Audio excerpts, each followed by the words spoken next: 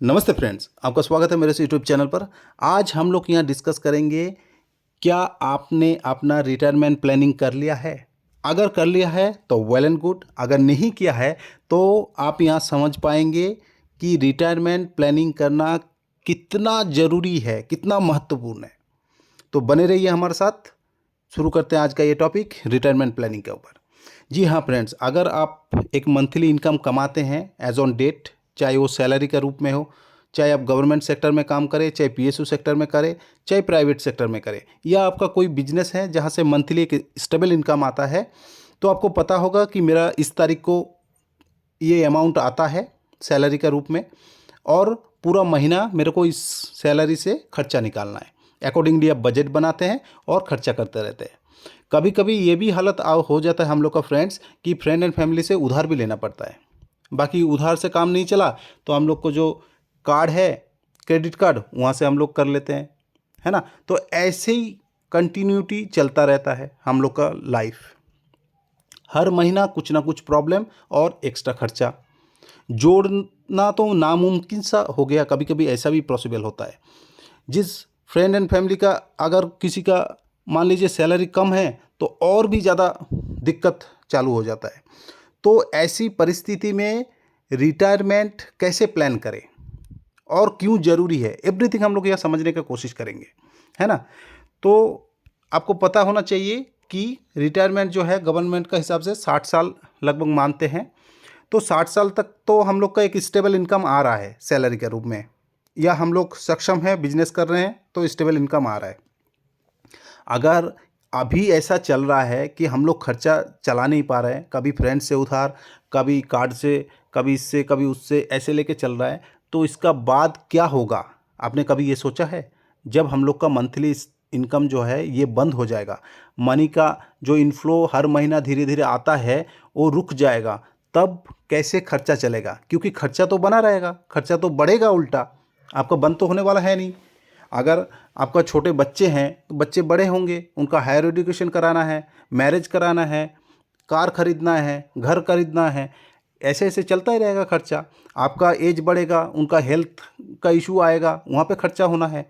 तो ऐसे चलेगा, और हमने रिटायरमेंट प्लानिंग किया नहीं है तो ज़िंदगी जो है बहुत ही तकलीफ़दायक होने वाला है फ्रेंड्स। अगर अगर उस टाइम में हम लोग रिटायरमेंट प्लानिंग नहीं किया और पैसा सेव नहीं किया और बच्चे को ऊपर डिपेंड हो गया, वो सबसे बड़ा प्रॉब्लम चीज़ हो जाएगा। कि अभी तो हम लोग बच्चे को पाल रहे हैं, फिर बच्चे के ऊपर डिपेंड हो गए। आजकल के बच्चे, आपको पता है कि पापा कहीं अलग और बच्चे कहीं अलग, ऐसे परिस्थिति चल रहा है। बच्चा आपका हायर स्टडी करके जॉब लेके कहीं फॉरेन में चला गया, कहीं दूसरे सिटी में चला गया, तो अब कहाँ रहेंगे फिर, है ना। तो ऐसे ऐसे पॉसिबिलिटी हो सकता है करके आपको रिटायरमेंट प्लानिंग करना चाहिए, ठीक है। और मिनिमम अगर आप 2.5 करोड़ रुपया तक जोड़ना चाहते हैं रिटायरमेंट प्लानिंग के लिए, तो हम यहाँ 3 एज कैटेगरी लेंगे, 25, 30 और 35। उस हिसाब से आपको कितना निवेश करके चलना पड़ेगा इसको समझेंगे, ठीक है। तो चलिए देखते हैं यहाँ पे। जैसे आपको पता है कि करोड़पति बनना हर किसी का सपना है ना। और ये एसआईपी के जरिए आप पूरा भी कर सकते हैं। एसआईपी का मतलब है सिस्टमेटिक इन्वेस्टमेंट प्लान।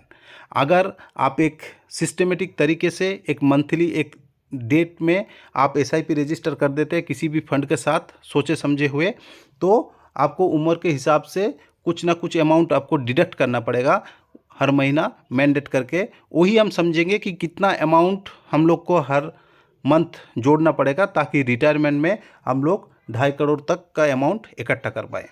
25 साल, 30 साल, 35 साल, इस 3 कैटेगरी को हम लोग देखेंगे। तो पहले ये चीज़ समझ लीजिए कि आज का डेट में करोड़पति बनना तो कोई बड़ी बात नहीं है ना। लेकिन इसके लिए आपको कई स्कीम है, उसमें निवेश चालू करना पड़ेगा, है ना। बैठे बैठे सपने देखने से कुछ नहीं होगा, आपको निवेश जो है वो चालू करना पड़ेगा।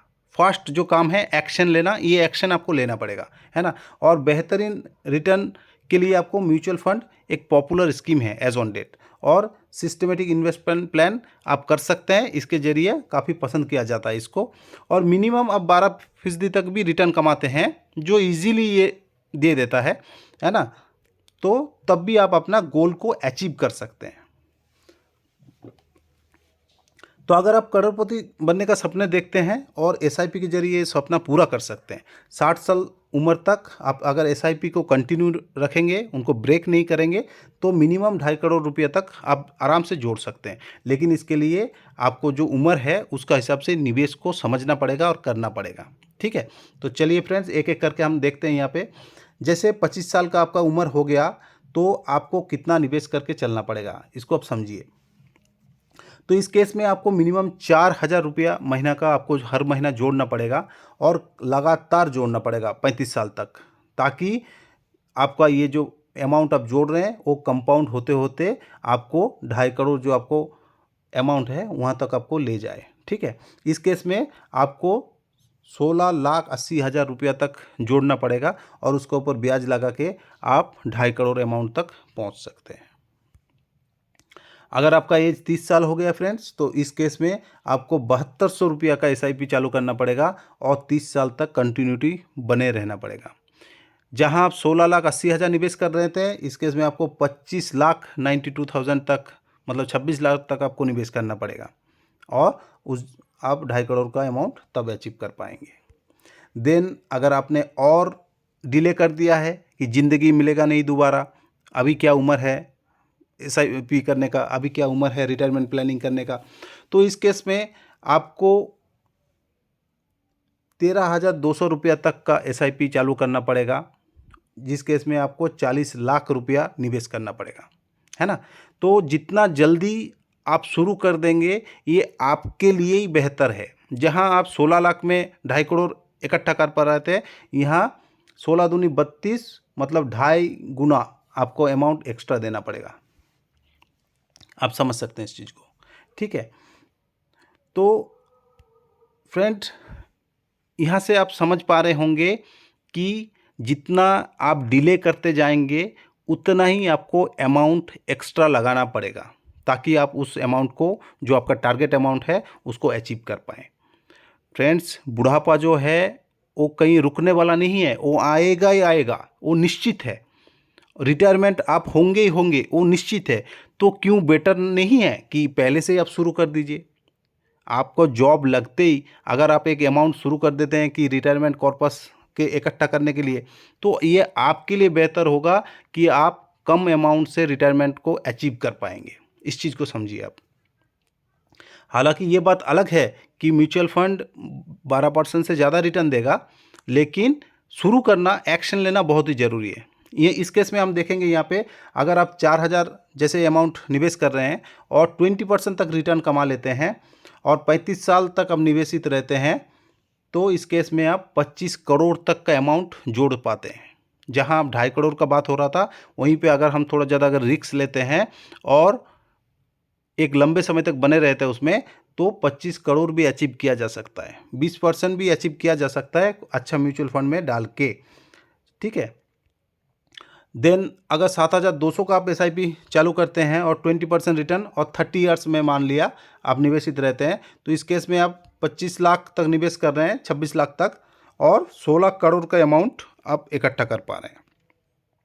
तो यहाँ पे भी फ्रेंड 16 करोड़ का बात हो रहा है। ठीक है, देन अगर आप 13,200 निवेश करते हैं, 20% रिटर्न और 25 साल के लिए निवेश रहते हैं, तो यहाँ पे भी आप 11 करोड़ तक का अमाउंट जोड़ पाते हैं। तो फ्रेंड, यहाँ से आप देख पा रहे हैं एक बेस्ट पार्ट क्या है। आप निवेश चालू कीजिए और लंबे समय तक बने रहिए सिस्टमेटिक तरीके से।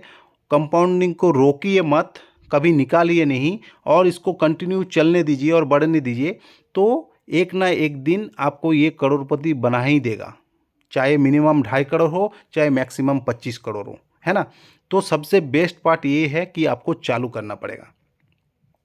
फ्रेंड, मैं दोबारा कह रहा हूँ, अगर आपका कोई परिवार में है तो आप देख सकते हैं कि बुढ़ापा जो है वो बहुत ही तकलीफ़दायक होता है। अगर वो बुढ़ापा बच्चों के ऊपर डिपेंड होना पड़े तो जिल्लत भरा हो जाता है। ठीक है, अभी का दिन में ऐसे सिचुएशन चल रहा है, तो आगे जाके जब हम लोग बूढ़े होंगे, बच्चों के ऊपर डिपेंड होंगे, तो सोचिए आज से 10 साल बाद, 20 साल बाद और ज़्यादा परिवर्तन होगा। तो बहुत ही प्रॉब्लमेटिक चीज़ है फ्रेंड, इसको समझिए आप, इसको गंभीर से लीजिए और अपना निवेश चालू कर दीजिए। बेस्ट पार्ट क्या रहेगा, अगर आप करोड़पति बन जाते हैं, कॉर्पस इकट्ठा हो जाता है, उसके बाद जितना आराम से आप बड़े ठाठ से अपना बुढ़ापा निकालिए, उसके बाद जो पैसा आपका बचा रह जाता है वो बच्चों को आप गिफ्ट करके दे जाइए, ठीक है, नाती पोती को गिफ्ट करके दे जाइए, वो भी खुश रहेगा और आप भी खुशी खुशी भगवान का चरण में जाके शरण ले पाएंगे, ताकि आपको कोई जिल्लत भरा ज़िंदगी जीना नहीं पड़ेगा, ठीक है, और बड़ी आराम से आप खुशी खुशी बुढ़ापा को बड़े ठाठ से आप बिता पाएंगे। तो अपने बुढ़ापे के लिए एक फंड इकट्ठा कीजिए, अपना रिटायरमेंट प्लानिंग कीजिए। आई होप फ्रेंड, आशा करता हूँ ये वीडियो आपको समझ में आया, अच्छा लगा। अगर अच्छा लगा है तो अपना SIP शुरू कीजिए और अपना बुढ़ापे को सिक्योर कीजिए, ताकि किसी के ऊपर डिपेंड ना होना पड़े। फ्रेंड एंड फैमिली के साथ शेयर कीजिए, ताकि हर कोई फाइनेंशियल फ्रीडम को अचीव कर पाए और अपना बुढ़ापा ठाठ से बिता पाए। Thank you friends, have a nice day.